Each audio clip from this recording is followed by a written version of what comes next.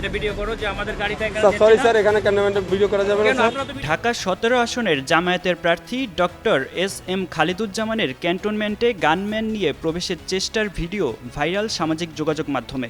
এ নিয়ে মঙ্গলবার তার ভেরিফাইড ফেসবুকে ওই সময়ে ঘটে যাওয়া ঘটনার ব্যাখ্যা দিয়ে দুঃখ প্রকাশ করেন তিনি।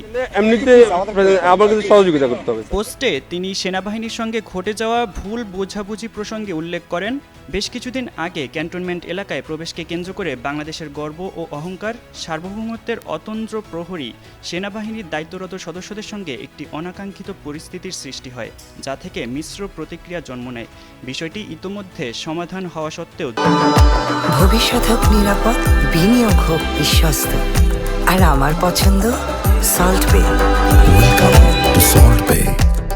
দুঃখজনকভাবে একটি স্বার্থান্বেষী মহল এই সমাধানকৃত ইস্যুকে কেন্দ্র করে ঘোলা পানিতে মাছ শিকারের অপচেষ্টা চালিয়ে পরিস্থিতিকে ভিন্ন খাতে প্রবাহিত করার চেষ্টা করছে।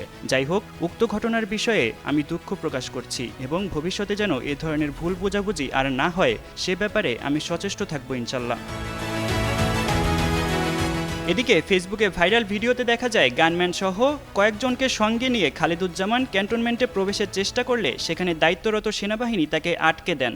তখন তাদের মধ্যে কথা কাটাকাটি হয়। আপনি তো বললেন যে সেনাপ্রধান স্যারের সাথে কথা বলবেন। আমি তো আপনাকে যেতে নিষেধ করিনি, আপনাকে বলেছি আপনি শুধুমাত্র যান, কিন্তু আমাদের ক্যান্টনমেন্টে গান নিয়ে অস্ত্র নিয়ে ঢোকা নিষেধ। এক পর্যায়ে জামায়াতের এই প্রার্থীকে বলতে শোনা যায়, আপনারা তো গান নিয়ে বসে আছেন, তারেক জিয়ার ক্ষেত্রে তো আপনারা জিহবা দিয়ে রাস্তা চেটে ফেলছেন, আমরা কেন যেতে পারবো না। ফোনেও খালিদুজ্জামান কথা বলেন এক সেনা কর্মকর্তার সঙ্গে। সেখান থেকেও কোনো নির্দেশনা না পেয়ে এক পর্যায়ে তিনি গাড়িতে উঠে চলে যান।